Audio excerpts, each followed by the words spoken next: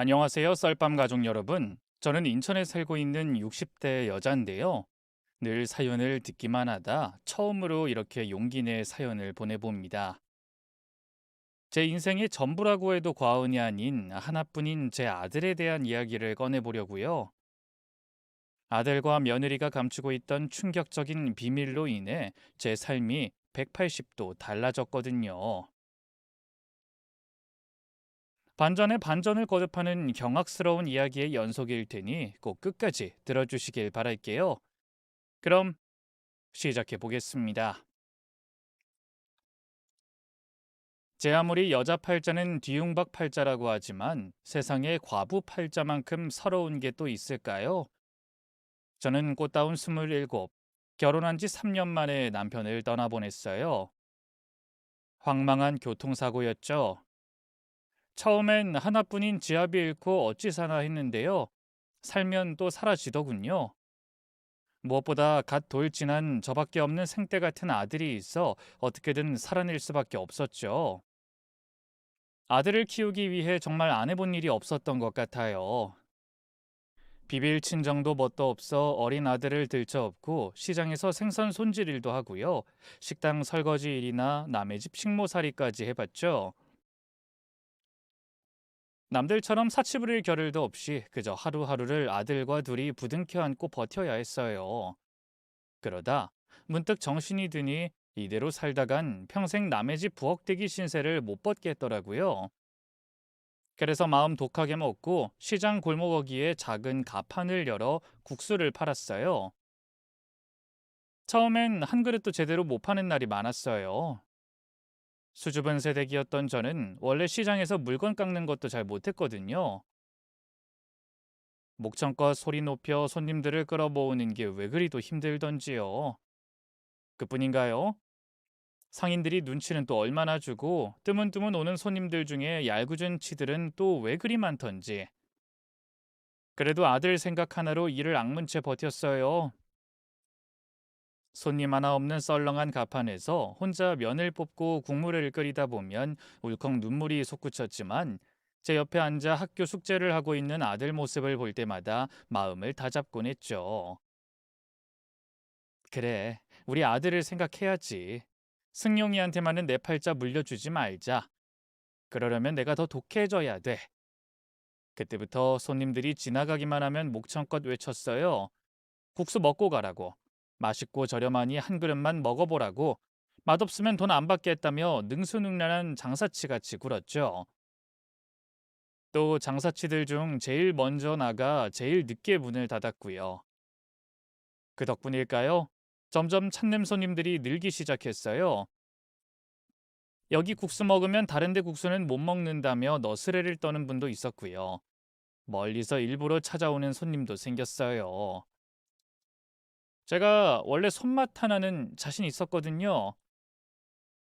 뜨거운 국수 삶느라 얼굴은 땀범벅이 되고 손은 끊임없이 데이고 갈라졌지만 그래도 전대에 돈이 가득 들어 차는 걸 보면 힘든 줄도 몰랐네요.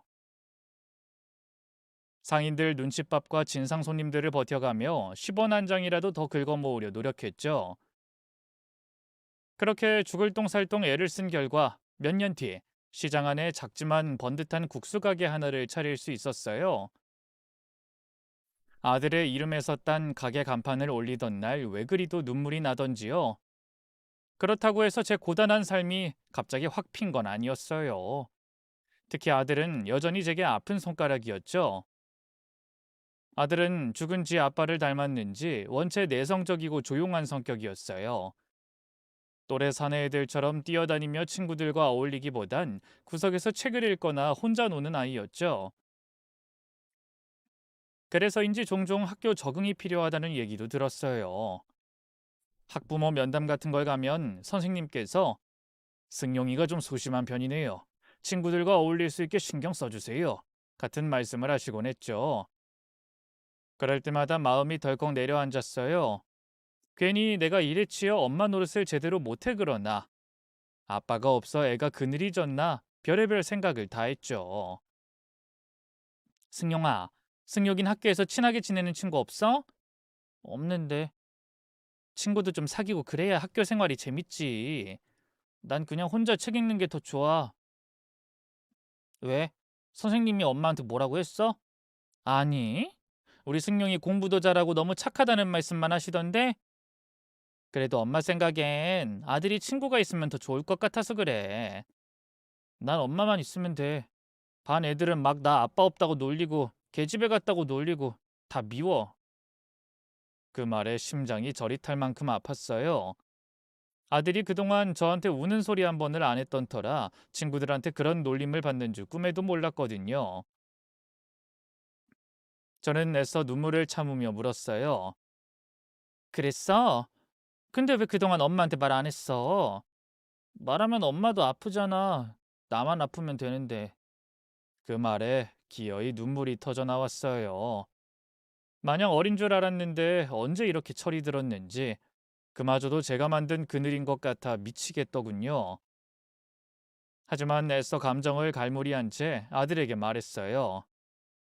그랬구나. 아휴, 우리 승용이 너무 착해. 기특해. 반 애들하고 놀기 싫으면 됐어. 그런 애들 승용이 친구하는 거 엄마도 싫어. 승용이는 엄마랑 친구하면 돼. 그렇지?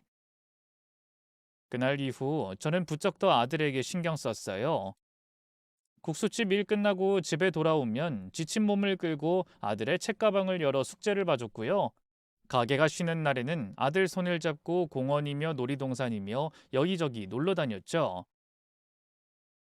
다른 집 아빠들처럼 같이 목욕탕을 가거나 무등을 태워주진 못했지만 대신 그 누구보다 깊고 큰 사랑을 주려고 노력했어요. 아들의 웃는 얼굴이 저에게는 그 어떤 보석보다 귀했으니까요. 그렇게 시간은 화살같이 빠르게 흘러 아들은 고등학교를 무사히 졸업했고요. 서울에 있는 명문대학 법학과에 합격했어요. 아들의 학비와 하숙방을 구하느라 간신히 장만했던 집을 팔고 다시 월세방으로 이사 가야 했지만 얼마나 행복했는지 몰라요. 제가 대학생이 된 것처럼 기뻤더랬죠. 서울 올라가기 전 마지막 날 밤, 제가 집을 판 걸 뒤늦게 알고 눈시울을 붉히던 아들의 얼굴이 아직도 눈에 선합니다. 엄마 집은 왜 팔았어? 엄마가 이 집 사고 얼마나 좋아했는데 내가 뭐라고? 네가 뭐긴 엄마의 전부지. 그깟 집 좀 팔면 어때? 우리 아들이 서울에 있는 대학에 합격했는데 나중에 멋진 변호사 선생님이 될 텐데 맘 같아선 엄마도 같이 가고 싶은데 아휴 이놈의 국수 장사 때문에 우리 아들 혼자 서울 가서도 잘할 수 있지? 밥 굶지 말고 무슨 일 있으면 바로 전화하고 돈 걱정은 하지 말고 뭐 필요할 때마다 얘기해. 넌 그냥 공부만 열심히 하면 되는 거야. 알겠어? 알겠어. 내가 앤가 뭐 혼자서도 잘할 수 있으니까 걱정하지 마. 그때만 해도 아들 앞날에 꽃길만 펼쳐질 줄 알았어요. 설마 아들이 제 기대를 배반할 줄은 꿈에도 몰랐더랬죠. 아들이 대학 들어간 지 2년쯤 지났을까요? 그쯤부터 아들이 연락이 잘 안 되기 시작했어요.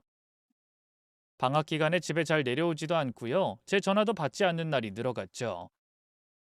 뭐 말로는 공부 때문에 바빠 그렇다는데 뭔가 이 엄마의 감이라는 게 있잖아요. 느낌이 쎄해서 어느 날 말도 않고 아들 하숙집에 찾아갔어요.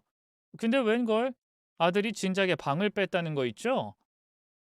그것만으로도 충격적인데 무작정 찾아간 학교에서 더 충격적인 말을 들었어요.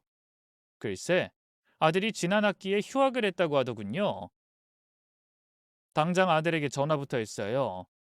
역시나 받지 않기에 받을 때까지 걸고 또 걸었죠. 마침내 아들이 전화를 받았을 때 저는 제 생애 처음으로 아들을 향해 소리를 질렀어요. 너 대체 뭐 하는 거야? 네 맘대로 하숙집 방을 왜 빼? 학교는 왜 휴학해? 너 그동안 엄마가 보내준 하숙집 월세랑 학비 다 어쨌어? 바른 대로 말해! 뭐야 엄마, 말도 없이 서울 와서 내 뒤나 캐고 다닌 거야? 뒤를 캐고 다니긴 무슨 뒤를 캐고 다녀! 네가 하도 집에도 안 내려고 연락도 잘 안 되니까 엄만 걱정돼서. 그래서 무작정 올라와서 집이고 학교고 다 뒤지고 다녔다는 거야? 엄마 대체 창피하게 무슨 짓을 한 거야? 저는 아들이 당연히 눈물로 용서부터 구할 줄 알았어요. 그런데 웬걸? 아들은 적반하장식으로 제게 화를 내더군요. 저는 충격에 빠져 그냥 전화를 끊어버렸고요. 그대로 고향으로 내려갔어요. 그리고 그날 밤 아들이 눈물 젖은 얼굴로 저를 찾아왔죠. 엄마 미안해. 내가 다 잘못했어. 엄마한테 다 말하려고 했는데 너무 겁이 나서 말 못했어. 엄마가 실망할까 봐 무서워서. 엄마가 실망할까 봐 무서워서 그랬다니. 대체 너 학교 휴학하고 뭔 짓을 하고 다닌 거야? 실은 나 요즘 영화판에서 조연출로 일해. 나중에 영화 감독이 돼서 내 작품을 만들고 싶거든. 뭐? 영화 감독이라니? 아들이 어릴 때부터 영화를 좋아했던 건 사실이에요. 제가 밖에서 일하는 동안 집에 혼자 있는 시간이 많다 보니 자연스레 영화를 많이 보게 됐죠. 하지만 설마 아들이 영화를 직접 만들고 싶어 할 줄은 꿈에도 몰랐기에 얼마나 놀랐는지 몰라요. 아, 그럼 학교 다니면서 해. 아니면 학교 졸업하면 그때 해도 되잖아. 아니야, 엄마. 나 지금 아니면 안 될 것 같아. 지금이 아니면 평생 후회할 것 같아. 애초에 그 학교도 엄마가 너무 좋아해서 억지로 다녔던 거지 내가 가고 싶던 학교가 아니야. 난 법학 같은 거 관심도 없다고. 일순 심장이 쿵 소리를 내면서 곤두박질 치더군요. 저는 떨리는 목소리로 아들을 붙잡았어요. 승용아, 그게 무슨 말이야? 너 엄마랑 약속했잖아. 변호사 선생님 되기로. 엄마가 너 그 대학 보내려고 무슨 짓까지 했는지 잘 알잖아. 집도 팔고 시장에서 국수를 몇 그릇을 팔았는지. 네가 어떻게 엄마한테 이래? 부탁이다. 그깟 영화 감독인지 뭔지 엄마 생각해서라도 학교만은 졸업하고 해. 응? 하지만 아들은 끝내 고개를 가로저었어요. 엄마 미안해. 내 인생이잖아. 한 번쯤은 내가 하고 싶은 대로 살고 싶어. 결국 아들은 대학을 그만뒀고요. 영화판 여기저기를 기웃거리면서 조연출로 일하기 시작했어요. 말이 일하는 거지 월급도 아예 없이 꽁으로 사람을 부리는 거라서요. 다른 아르바이트로 생활비를 충당해가면서 일했죠. 처음엔 그런 아들을 모른 척했는데요. 세상에 자식 이기는 부모 없다잖아요. 결국 다시 아들 자취방을 구해주고 생활비도 다달이 보내주기 시작했어요. 내 자식이 낯선 타지에서 배 굶고 다닌다는데 어느 애미가 가만히 있겠어요? 하지만 그게 독이 됐던 걸까요? 아들은 언젠가부터 제게 조금씩 손을 벌리기 시작했어요. 엄마, 나 이번에 단편 영화제에 내 작품 한번 내보려고 하거든. 배우 캐스팅하고 카메라 빌리는데 500만 원 정도 필요할 것 같은데 혹시 좀 보내줄 수 있을까? 나중에 꼭 갚을게. 그래, 알겠어. 내일 은행 가서 붙여줄게. 고마워, 엄마. 그리고 미안해. 아들은 그 뒤로도 제게 계속해서 돈을 빌려갔어요. 처음엔 수십만 원에서 수백만 원대였지만 나중엔 몇천 대로 단위가 커지기 시작했죠. 그 탓에 제 통장은 늘 바닥이었어요. 국수 팔아버는 돈이 고스란히 아들 영화 만드는 데로 들어갔으니까요. 아들은 말로는 나중에 꼭 갚겠다고 했지만 아들이 제 돈을 갚은 적은 한 번도 없었죠. 애초에 저도 그런 걸 바라지 않았고요. 제가 바라는 건 그저 아들의 성공이었어요. 그렇게 영화 감독이 되길 열망하니 그 꿈을 꼭 이루길 바랬죠. 하지만 아들의 성공은 유언하기만 했어요. 어느덧 아들의 나이 앞자리가 바뀌고 제 머리도 희끗해졌지만 아들의 영화가 극장에 걸린 적은 한 번도 없었죠. 미 빠진 독에 물 붓는 것도 한계가 있지. 저도 나중엔 너무 지치더군요. 엄마, 정말 미안한데 나 돈 300만 원만 보내줄 수 있을까? 이번에 좋은 시나리오 하나 받았는데 촬영팀 꾸릴 돈이 부족해. 부탁할게. 그래. 근데 승용아, 이번이 마지막이다. 더는 엄마도 힘들어. 응, 알아. 이번엔 진짜야, 엄마. 나 이번엔 꼭 해낼게. 그 말을 믿고 또 돈을 보내줬어요. 하지만 그 영화 역시 기획 단계에서 엎어지고 말았고요. 아들은 제 돈을 날린 것도 모자라 빚까지 떠안게 됐죠. 그렇게 아들의 꿈은 현실의 벽 앞에서 완전히 무너져 내렸고요. 결국 아들은 뒤늦게 작은 제조회사에 들어갔어요. 그리 대단한 회사도 아니고 월급이 많은 것도 아니었지만 그래도 아들이 드디어 자기 밥벌이를 시작했다는 사실에 숨통이 트이더군요. 성실한 만큼은 누구에게도 뒤지지 않던 아들은 차근차근 빚을 갚아나가기 시작했고요. 언젠가부터 제 생일이나 명절엔 적은 액수나마 용돈도 보내주기 시작했어요. 그런 아들이 참 기특하고 고마웠네요. 그런데 이 사람 마음이란 게 참 간사하죠. 아들이 사회에서 어느 정도 자리를 잡자 그때부턴 다른 걱정이 고개를 쳐들기 시작했어요. 다름 아닌 아들의 결혼 문제였죠. 이미 아들 또래 친구들은 죄다 장가들어 자식까지 뒀는데 아들은 결혼은커녕 만나는 여자조차 없었으니까요. 이러다 제가 덜컥 세상을 떠나면 아들 혼자 이 험난한 세상에 혈혈단신 홀로 남겨지는 건데 그것만 생각하면 창자가 칼로 에이는 듯 하더군요. 승용아, 이제 네 나이도 꽉 찼다. 엄마 친구들은 벌써 손주 재롱 보며 할머니 소리 듣는데 넌 대체 언제까지 혼자 지낼 거야? 아이, 엄마도 참, 나 아직 결혼 생각 없어. 아니, 왜? 회사에 괜찮은 아가씨들 없어? 아니면 엄마가 중매라도 좀 알아볼까? 아이, 됐어. 그냥 다 귀찮아. 엄마, 난 혼자가 편해. 제 속도 모르고 그런 소리를 하는 아들이 원망스러웠어요. 그래서 저도 모르게 빽 소리를 질렀죠. 혼자가 편하긴 뭐가 편해. 나중에 엄마 죽고 나면 너 고 하나 다름없어. 의지할 사람 하나 없는 거라고. 근데 엄마가 어떻게 널 두고 편히 눈에 감겠어? 영화 감독하겠다고 그렇게 엄마 속썩이더니 아직도 정신 못 차렸어? 알았어. 천천히 알아볼게. 그렇게 대답은 했지만 아들은 여전히 결혼 문제에 무심했습니다. 주말에도 혼자 영화를 보거나 집에서 책만 뒤적거리는 것 같더군요. 자연스레 제 속은 까맣게 타들어갔어요. 그런데 하늘이 보시기엔 제가 좀 더 고통받아도 된다고 생각한 걸까요? 그해 겨울 몸살 기운이 떨어지지 않아 병원을 찾았다가 청천벽력 같은 진단을 받았어요. 글쎄, 제가 암이라고 하더군요. 그것도 초기도 아니고요. 이미 상당히 진행돼서 바로 수술에 들어가야 하는 상태였어요. 진료실 의자에 앉아 의사 선생님 입에서 암이라는 단어가 나오는 순간 눈앞이 하얘졌습니다. 귀에선 찢어질 것 같은 날카로운 이명만 들리고 의사 선생님이 무슨 말을 덧붙이는지 하나도 들리지 않았어요. 겨우 정신을 차리고 병원 문을 나섰지만 발이 휘청거려 몇 번을 벽에 기대야 했죠. 아직은 아직은 안 되는데. 나 가고 나면 우리 승용이 세상 천지 딸랑 지 혼자 되는 건데. 제 걱정보다도 남겨질 아들 걱정에 속이 꽉 막히는 것 같았어요. 밤새 이불을 뒤집어 쓰고 얼마나 울었는지 몰라요. 그리고 다음날 떨리는 손으로 아들에게 전화를 걸었어요. 승용아, 엄마가 암이래. 뭐라고? 엄마 지금 뭐라고 했어? 요즘 몸이 으슬으슬해서 몸살인가 하고 병원 갔다가 바로 입원하고 수술해야 한다더라. 엄마 지금 집이지? 내가 당장 갈게. 거기 가만히 있어. 아들은 숨이 넘어갈 듯한 목소리로 소리치더니 전화를 끊어버렸고요. 반나절 만에 집에 왔어요. 초췌한 얼굴에 운동화도 겨우 꿰어 신은 채로 숨을 헐떡이며 집 안으로 들어섰죠. 그 모습에 또 왈칵 눈물이 쏟아지더군요. 엄마 말도 안 돼. 뭔가 잘못된 거지? 그치? 엄마가 암일 리가 없잖아. 엄마가 왜? 괜찮아, 승용아. 너무 걱정하지 마.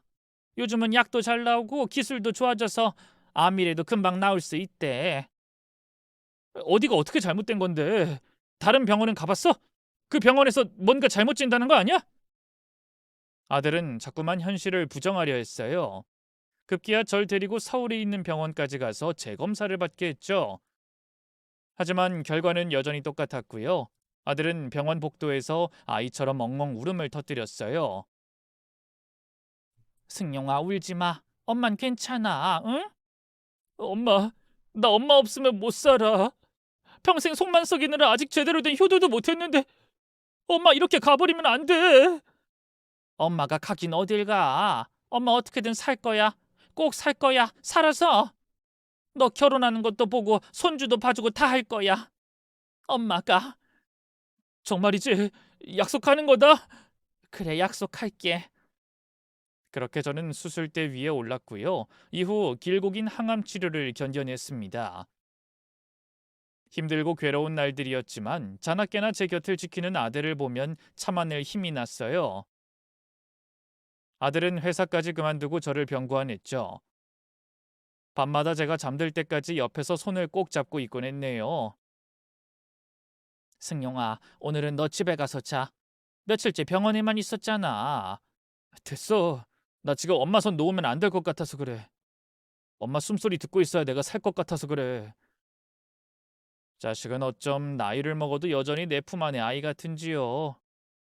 그런 아들을 보며 어떻게든 살아야겠다고 결심했어요.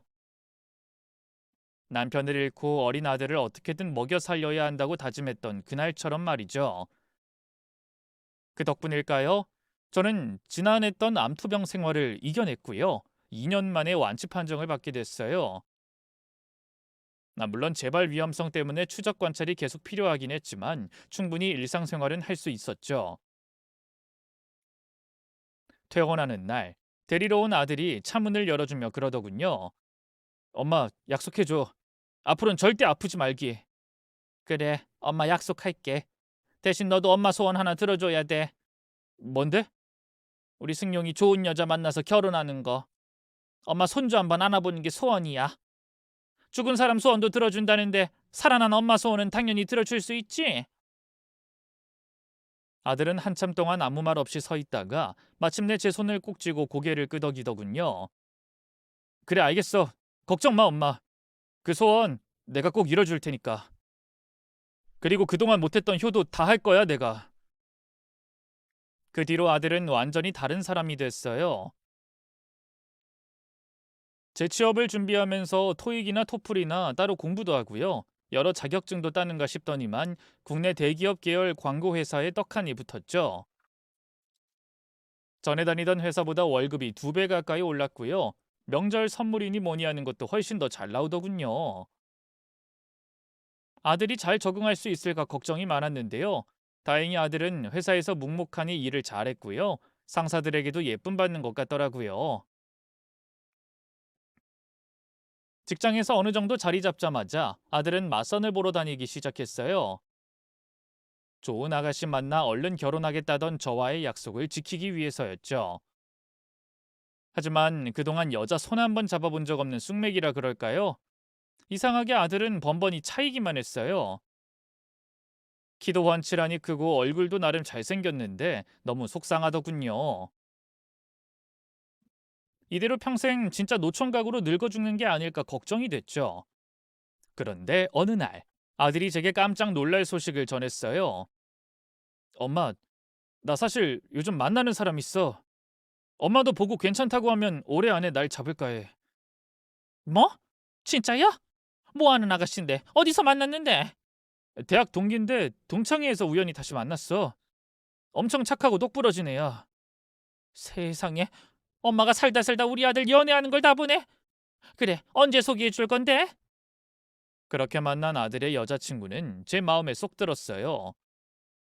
뭐 사실 엄청난 박색을 데려왔어도 예뻐 보이기만 했을 텐데 아들의 여자친구는 객관적으로도 참하고 어여쁜 아가씨였어요. 저희 아들한테도 잘하는 것 같았고요. 저한테도 어머님, 어머님 하면서 사근사근했죠. 아들과 아들 여자친구는 그해 늦가을 제가 그토록 염원하던 결혼식을 치렀고요. 마침내 아들에게도 새로운 가정이 생겼는데요. 저는 하루빨리 아들을 똑 닮은 손주를 품에 안길 소원했지만 결혼한 지 2년이 넘도록 좀처럼 소식은 들려오지 않더군요. 뭐 병원 가보니 둘 다 특별한 문제는 없다고 하던데 도대체 왜 아이가 생기지 않는 건지 제가 다 속이 상하더라고요. 물론 아들과 며느리 앞에서 딱히 티는 내지 않았어요. 괜히 스트레스 받을까봐 말이죠. 그땐 꿈에도 몰랐어요. 아들과 며느리가 각각 숨기고 있던 어마어마한 비밀을 말이죠. 비밀의 단추가 드러난 건 어느 무더운 여름날이었어요. 사부인 생일이라고 아들과 며느리 둘 다 주말 동안 사돈댁에 내려갈 예정이었는데요. 키우는 개 돌봐줄 사람이 없다며 제게 부탁하더군요. 며느리가 그 개를 얼마나 아끼는지 알기에 알겠다고 했어요. 워낙 대형견이라서 차로 이동하는 것도 여의치 않아 제가 아들네 집에서 주말 동안 머무르기로 했죠. 저도 동물을 좋아해서 이틀간 개 데리고 산책도 다니고 밥도 챙겨주며 나름 잘 지냈네요. 아들 내외는 원래 주말 저녁에 오겠다 했었는데요. 웬걸 일요일 낮에 갑자기 현관문이 열리는 소리가 들려 나가보니 며느리가 서 있더라고요. 놀랍고도 반가운 마음에 얼른 다가가 물었죠.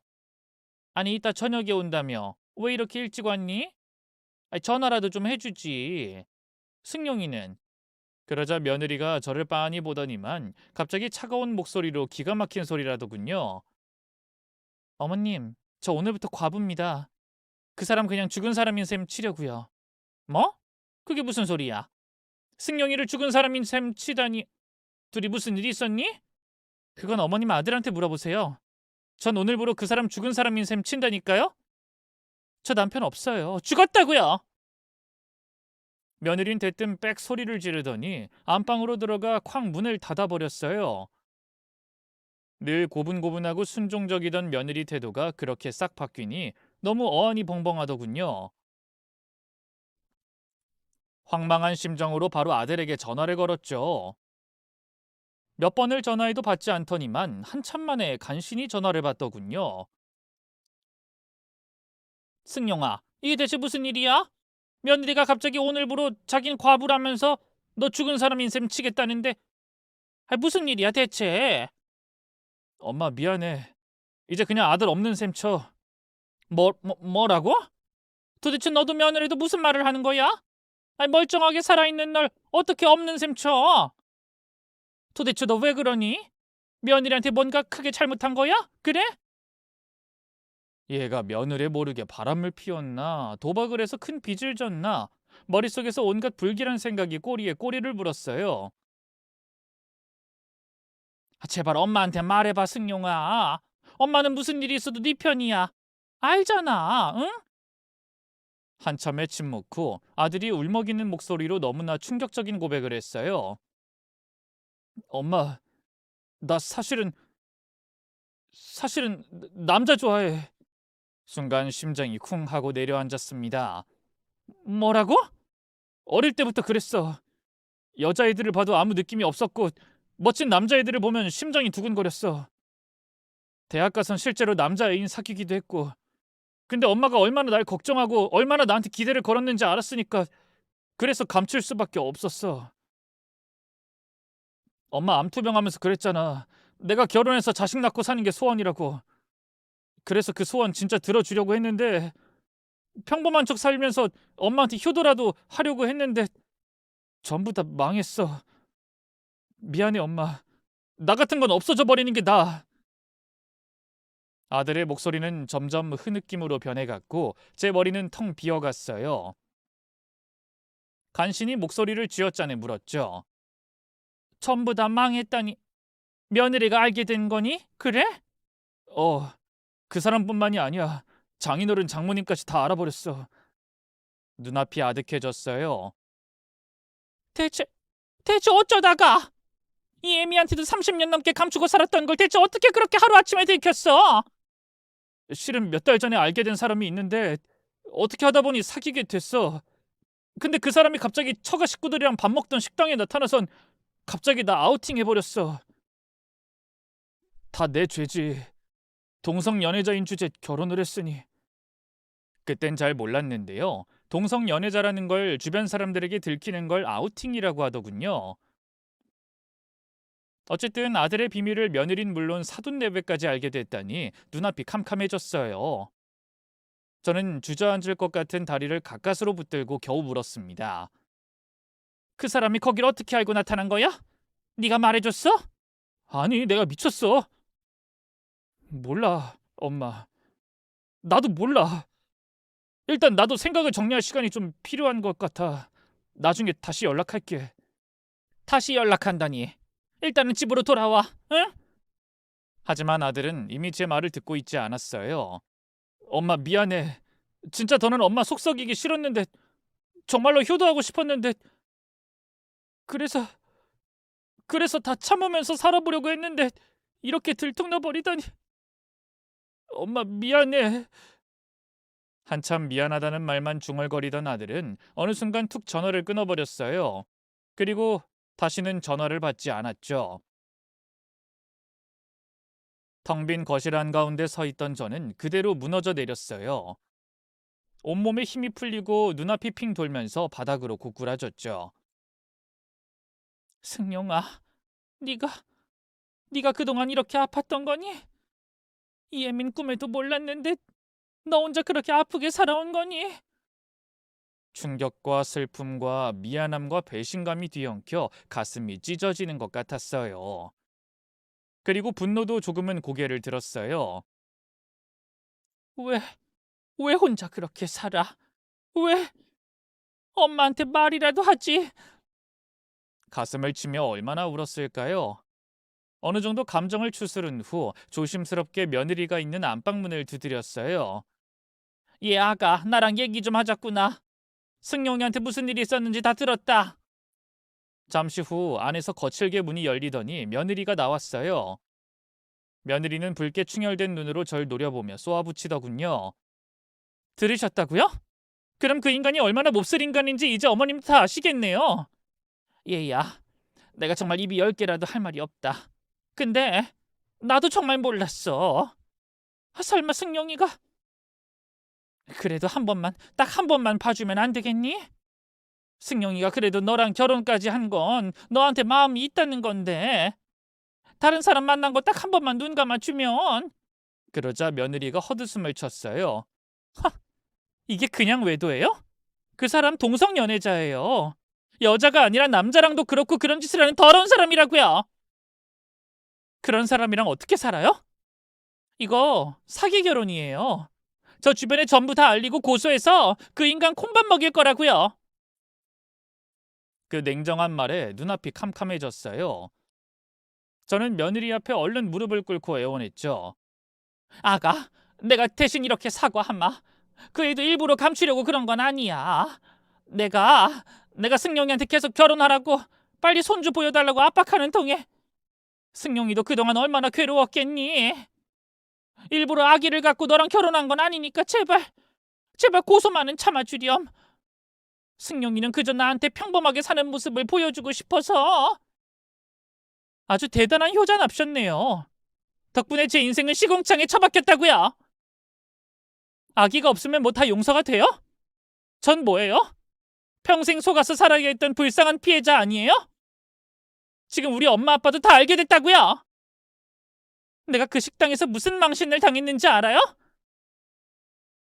그래서 내가 이렇게 대신 사과를 하잖니. 애미인 내가 대신 빌게. 제발 고소만은 하지 말아 주렴. 그래도 너 승용이 사랑해서 결혼한 거잖니. 저는 두 손을 모으고 거듭 빌고 또 빌었어요. 며느리는 한참 저를 내려다보다 비웃듯 입을 비틀더군요. 알겠어요. 그럼 고소 안 할 테니까 돈으로 해결해요. 뭐? 위자료 주세요. 1억. 1억? 네. 위자료로 1억 내놓으세요. 안 그럼 정식으로 소송 걸 거예요.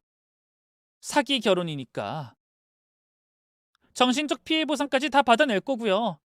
아, 그리고 이혼은 당연히 할 건데 이혼하면 이 집도 제 거예요. 재산도 다 제가 가져갈 거니까 그런 줄 아세요. 저는 말문이 막혀 아무 말도 못했어요. 설마 며느리가 이렇게 대놓고 돈을 요구할 줄은 꿈에도 몰랐거든요.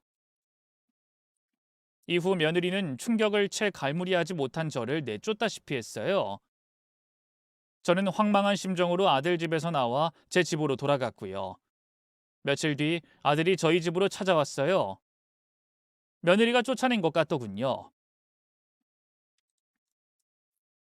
그 사람이랑 이혼하기로 했어. 미안해, 엄마. 그 힘없는 한마디에 억장이 무너지는 심정이었어요. 이혼? 너 사기죄로 고소는 안 하겠대? 재산 전부 다 주면 안 하겠대. 위자료도 1억 달라고 하고. 저한테 했던 말을 아들한테도 똑같이 한 것 같더라고요. 아들이 지은 죄가 있으니 이해는 했지만 기다렸다는 듯이 돈을 요구하는 게 참 괘씸하더군요. 1억이라니 그렇게 큰 돈을 어디서 마련해? 너 모아둔 돈 있니? 있긴 한데 그것도 다 그 사람한테 넘기기로 해서 회사에 얘기해서 퇴직금 중간 정산 받든 해보려고. 아들의 대답에 속이 끓어올랐어요. 문득 이 모든 사태의 원흉인 아들의 애인인지 뭔지 아는 남자가 떠오르더군요. 걔는 갑자기 거길 왜 나타나서 깽판을 친 거래? 너 설마 계속 걔 만나서 동성연애짓 할 생각은 아니지? 엄마 동성연애짓이라니.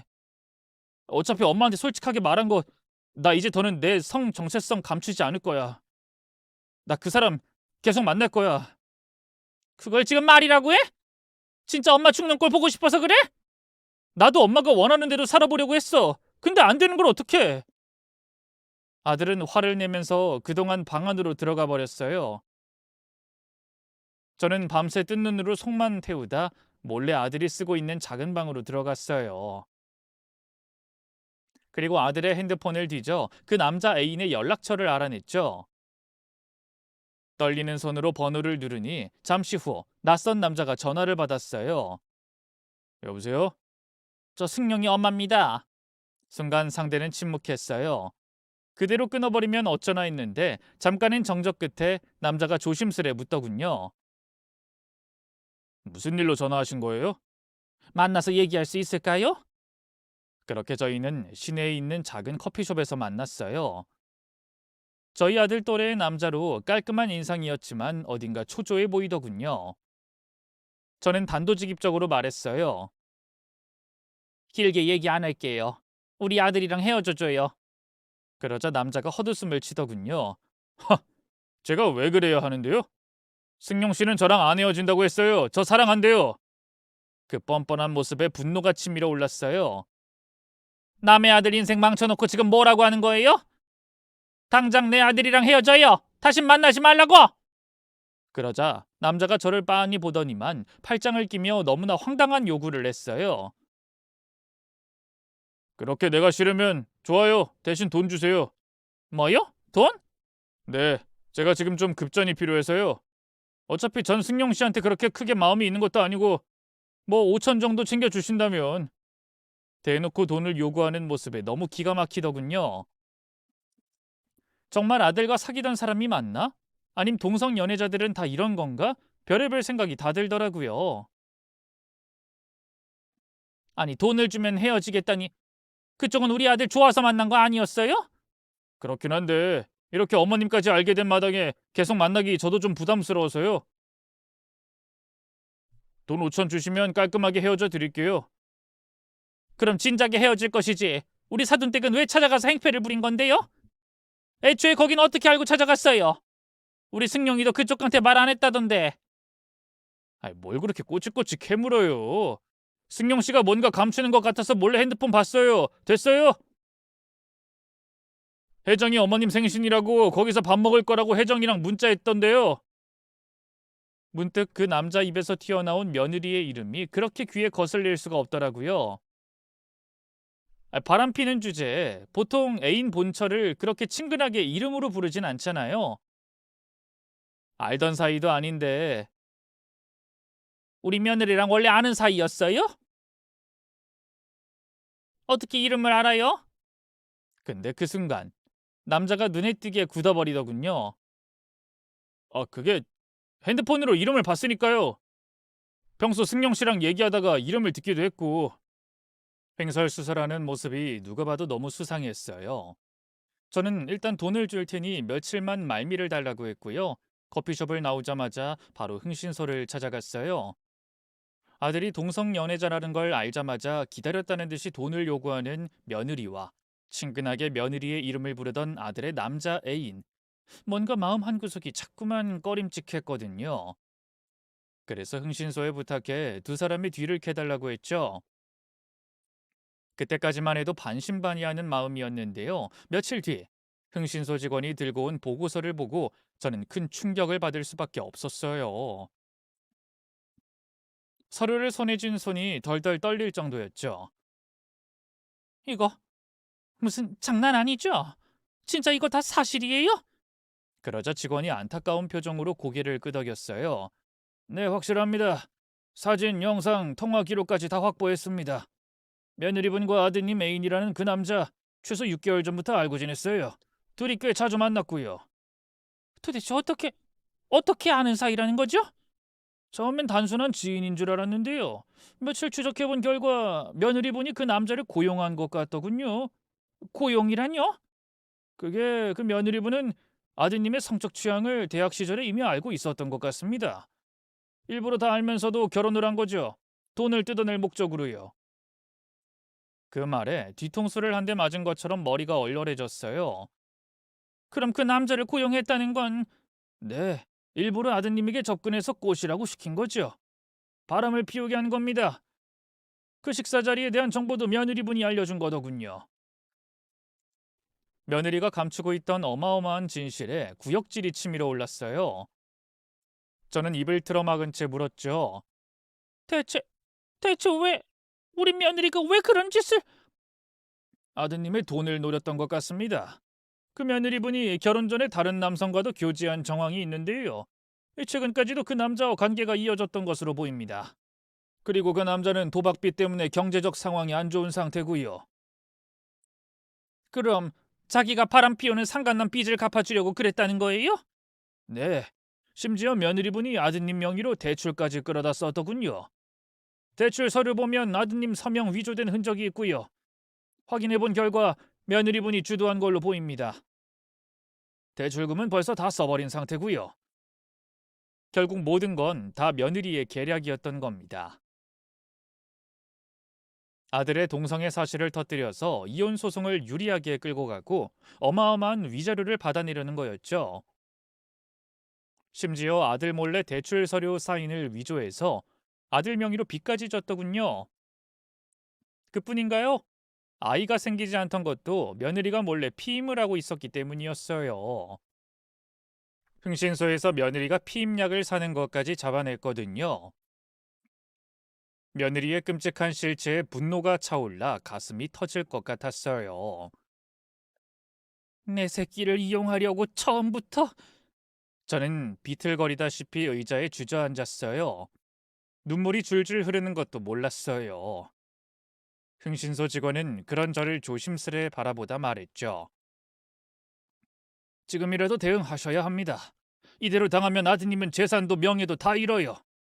그 말에 저는 울면서 고개를 끄덕였어요. 하나뿐인 아들을 지키기 위해서라면 엄마인 제가 정신을 차려야 했죠. 절대로, 절대로 그냥 안 넘어가. 내 손으로 그 년놈들을 무너뜨릴 거야. 눈가를 훔치며 저는 이를 악물었어요. 집에 돌아오자마자 저는 아들을 불러 앉혔어요. 승용아, 엄마가 다 알아봤어. 너 며느리한테 당한 거야. 그러자 아들이 멍한 얼굴로 저를 쳐다봤어요. 내가 뭘 당했다는 거야? 저는 숨을 깊게 들이쉬고 하나하나 차분히 설명하기 시작했어요. 그러자 아들이 숨이 턱 막힌 듯 고개를 숙이더군요. 거짓말이지, 엄마. 그 사람이 처음부터 나한테 의도적으로 접근한 거라니. 그럴 리가 없어. 아니야. 흥신소에서 다 조사해 봤어. 사진, 영상, 통화 기록까지 다 확보했어. 이건 그냥 넘어갈 일 아니야. 네가 무슨 죄가 있다고 이런 꼴을 당해야 해. 저는 손에 쥐고 있던 증거 서류를 아들 앞에 내려놨어요. 아들은 떨리는 손으로 서류를 한 장 한 장 넘기더니 이내 머리를 감싸쥐었죠. 어쩐지 이상하더라니. 나 혜정이랑 결혼하고 진짜 제대로 살려고 했어. 절대 바람 같은 것도 안 피우려고 했다고. 근데 그 자식이 길거리에서 나한테 커피를 쏟더니만 너무 미안하다면서 밥을 사겠다는 거야.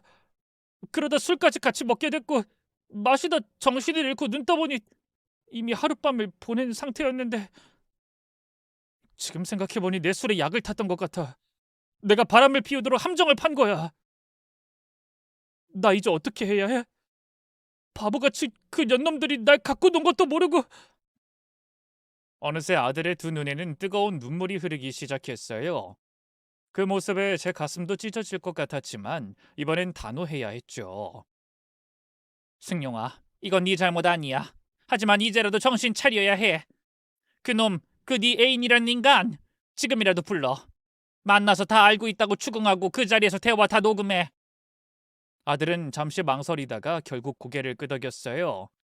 알겠어. 엄마 말대로 할게. 그날 저녁, 아들은 그 남자를 불러냈어요.